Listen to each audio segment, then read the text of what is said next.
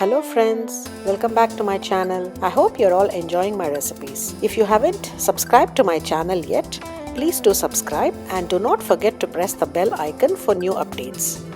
This will keep me motivated to share new recipes. Coming to today's recipe, it is a tea time snack.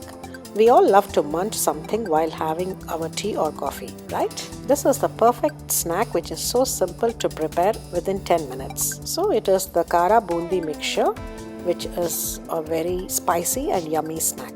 So I'm going to share a few tips. So if you follow them, you can make the crunchy snack just like the one that tastes in the shops. And you'll never go back to a sweet shop to buy this Boondi mixture.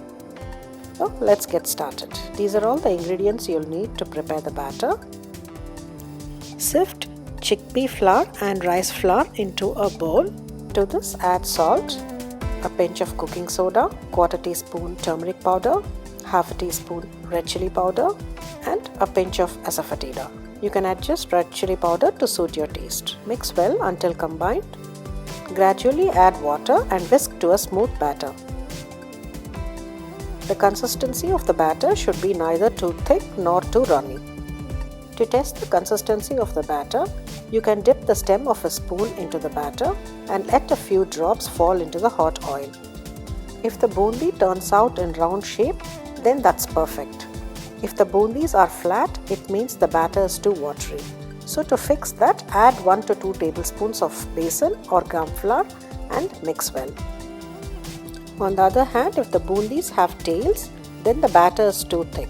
So add a little water and mix it. Heat oil for deep frying until smoking point.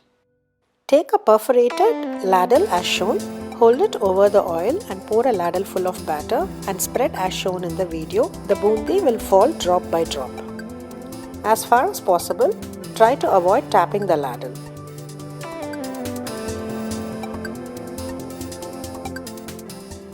Fry boondi until golden brown. So we are looking for a crunchy texture. Don't let them too dark as they will anyways increase by one shade once they cool down. Drain the boondi and transfer to a plate with paper towel. Before proceeding to the next batch of boondi, you have to keep in mind two things.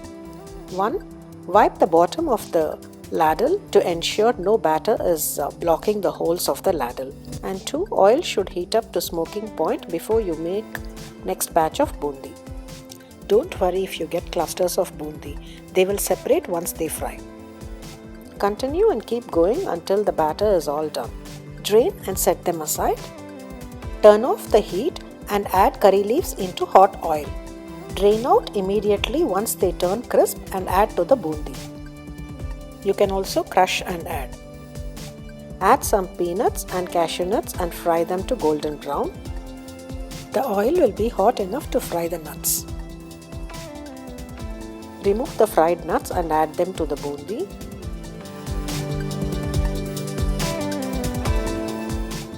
Transfer the boondi to a mixing bowl.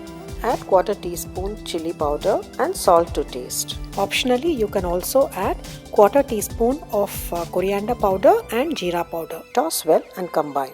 Cool completely and store in an airtight container for up to 2 weeks. Do enjoy it and subscribe to my channel MasalaKorb. You can also follow me on Facebook and Instagram. It's me Padma signing off.